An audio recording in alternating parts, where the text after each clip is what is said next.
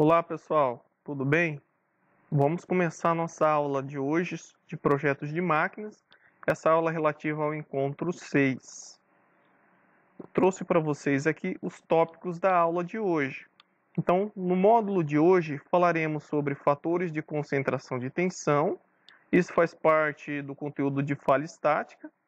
Portanto, os resultados do aprendizado do módulo de hoje, a gente vai entender o porquê dos fatores de concentração de tensão serem usados, né? Entender como usar o fator de concentração de tensão e quando usar. Então, vamos saber por que, como e quando usar o fator de concentração de tensão. Beleza, então para a gente começar aqui, pessoal, a gente precisa fazer uma suposição de que as tensões dentro do material, né, dentro da nossa peça, é como se fosse um fluxo, ou seja, uma vazão de algo, né, que passa por dentro desse material. Então imagina que nós temos uma carga F de tração, certo? Aqui dentro desse objeto, e vai surgir internamente uma tensão, né? E a tensão a gente pode entender como um fluxo, certo? Fluxo é uma vazão. Então imagina que é uma mangueira que tem esse formato geométrico e por dentro passa um fluxo de determinado material, água, por exemplo. E as tensões aqui vão se comportar dessa forma. Além disso, a gente precisa fazer outra suposição, que esse fluxo de tensão, ou seja, a distribuição de tensão dentro do material é uniforme. Por quê? Até o momento a gente está considerando que a geometria é uniforme. Então, há um fluxo uniforme de tensão. Com base no princípio de Saint-Venant, a gente vai considerar que essas tensões são distribuídas uniformemente porque nós estamos analisando aqui uma distância, né, dentro do material um pouco suficientemente longe, né, do ponto de aplicação dessas cargas, ou seja, o suporte onde esse material é fixado e é submetido à carga. Além disso, né, o material é considerado homogêneo, ou seja, não há variação na sua composição química, certo? E também tem como propriedade a isotropia, ou seja, é um material isotrópico. As propriedades dentro do objeto, dentro do material, não variam com a direção, certo? Então, as propriedades são constantes em todas as direções. Então, partindo destas suposições, a gente pode iniciar aqui o assunto. Claro, ali eu fiz consideração de que a geometria seria uniforme, mas infelizmente na engenharia a maioria dos componentes não possui geometria uniforme, porque temos um cabeamento, temos orifícios, temos diâmetros diferentes, temos variações como rasgos de chaveta, entalhes, certo? Então, a gente chama isso de descontinuidades. E o que acontece é que, como a gente pensa como a tensão como um fluxo, né? Então imagina que esse objeto ele está submetido a cargas e internamente vai gerar um fluxo de tensão que está sendo representado por essas linhas aqui. Quando nós temos uma descontinuidade, um orifício, a gente vai ter concentração de tensão, ou seja, seria um aumento de pressão, né? Fazendo analogia a uma pressão ou um fluxo, né? Nessa região dos entalhes, certo? Então isso é importante de ser considerado quando nós queremos determinar qual que seria a carga real nesse componente. Partindo disso, né, como que nós determinamos a carga real? A gente vai precisar agora usar o fator de concentração de tensão, certo? E nós vamos nos referir a ele como essa letra K maiúscula com subscrito T minúsculo para tensões normais e com subscrito TS para tensões de cisalhamento, certo? Portanto, analisando essa equaçãozinha aqui, a tensão real, ou seja, a tensão máxima sofrida, aqui que é decorrente das descontinuidades, ela é obtida através dessa expressão, onde nós temos sigma máximo, e ela é resultado do produto do fator de concentração de tensão vezes a tensão nominal.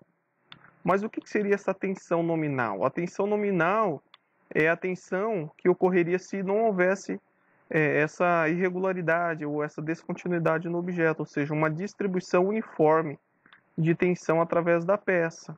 Então, se é uma peça de formato circular, o raio é constante ao longo de toda a peça, não há uma variação geométrica, certo? Então, a tensão distribuiria uniformemente por esse componente aqui. Então, o sigma normal, ou sigma nominal, é a tensão normal que ocorreria dentro desse componente se nós não tivéssemos esse orifício. Certo? Se for um caso de tensão de cisalhamento, essa tensão nominal seria tal nominal, certo? Mas a gente precisa também determinar esse KT. Como que a gente obtém essa informação? Aqui a gente tem um livro que a maioria dos analistas de tensão utilizam. É o Stress Concentration Factor do Petersons. É um livro na qual você vai obter fatores de concentração de tensão para mais diferentes formas geométricas e de carga. É um livro, só que os livros comuns de elementos de máquinas, de projetos de máquinas, também apresentam no seu apêndice alguns fatores de concentração de tensão geométricos e com base na carga que vocês também poderão utilizar nos exercícios. Como que a gente utiliza isso aqui? Então, aqui nós temos um gráfico que mostra, aqui no eixo Y, alguns fatores de concentração de tensão e com base na geometria do elemento que foi analisado. Então, aqui nós temos um eixo, que aqui embaixo é um desenho técnico, né, que fica mais claro de se verificar o que esse desenho aqui trazido no gráfico. Então, é um eixo que tem uma variação de diâmetro. E aqui nós temos também um raio de curvatura que é do entalhe. E como que nós determinamos, né, qual que é a tensão máxima sofrida nesse elemento em decorrência dessa variação geométrica aqui. Então, nós temos vários gráficos. Nesse caso aqui, é para esse tipo de geometria. No eixo Y é apresentado os fatores de concentração de tensão que deve ser multiplicado depois pela tensão nominal. A tensão nominal ela é obtida também com referência no gráfico. Então, para esse caso em questão, a gente vai usar essa equação. Então, a tensão nominal considera que se a geometria fosse uniforme, a gente utilizaria o menor diâmetro, no caso essa parte menor do eixo. Então, tensão nominal é força sobre a área. A força F, que é a carga sendo aplicada aqui, dividido pela área da seção transversal dessa parte menor do eixo. Tá? Porque a gente sempre considera a parte mais frágil do elemento, então é a que tem menor geometria. Mas, devido a essa irregularidade geométrica, essa descontinuidade, a gente precisa determinar o KT, né, que é o fator de concentração de tensão normal. Com base nas informações geométricas do elemento, a gente tem linhas aqui nesse gráfico, onde no eixo X a gente obtém um valor que é em função desse raio de curvatura aqui do entalhe, certo? Dividido pelo diâmetro do eixo maior. Então, a razão entre essas duas informações, a gente obtém um valor aqui embaixo. Imaginemos que esse valor foi 0,2, certo? Então, a gente tem essa informação. As linhas em azul, elas são escolhidas com base também numa razão entre dois valores, que é o diâmetro do eixo maior dividido pelo diâmetro do eixo menor. Então, imagina que essa divisão deu 2. Então, a gente pode observar aqui que a primeira curva ou linha aqui no gráfico é o diâmetro do eixo maior dividido pelo menor. Se esse valor for igual a 3, a gente escolhe a primeira. No caso aqui deu 2, a gente escolhe a segunda. Então a gente sempre traça uma reta vertical, com base na informação aqui, e uma reta horizontal, com base na informação obtida aqui.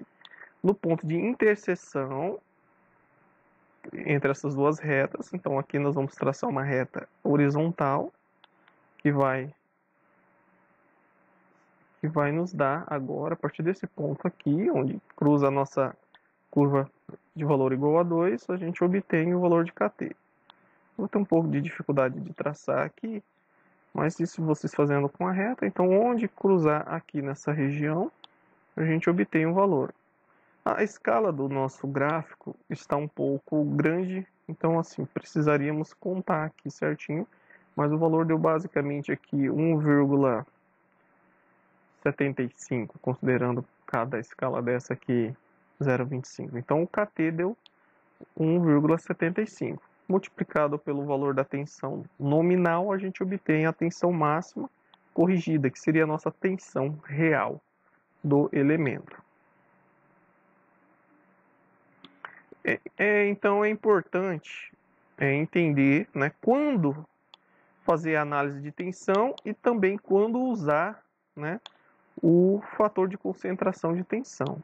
Então a gente, antes de fazer a determinação das tensões do nosso projeto, a gente precisa pensar na carga, né, de duas maneiras diferentes. Se o nosso componente está sujeito a uma carga estática, ou se ele está submetido sob cargas dinâmicas ou cargas de fadiga. Quando o componente mecânico estiver submetido a uma carga dinâmica, a gente vai aplicar sempre o fator de concentração de tensão, KF, que é referente ao fator de concentração por carga de fadiga. Tá? Então, cargas dinâmicas, por exemplo, o motor de um carro que está sendo acelerado de 0 a 600 rotações por minuto, a gente tem um fenômeno dinâmico ali, então a gente precisa considerar isso. Mas vamos ver essas cargas dinâmicas e os seus efeitos mais à frente.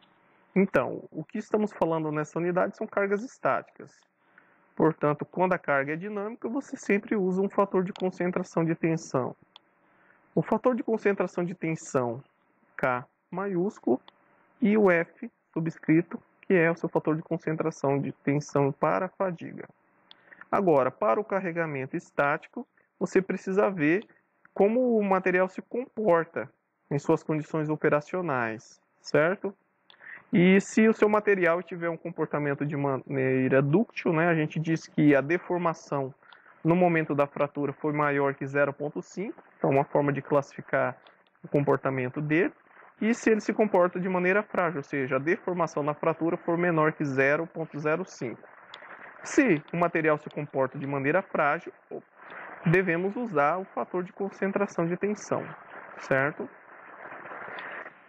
Mas, se ele se comporta de maneira dúctil em serviço, não necessitamos de utilizar.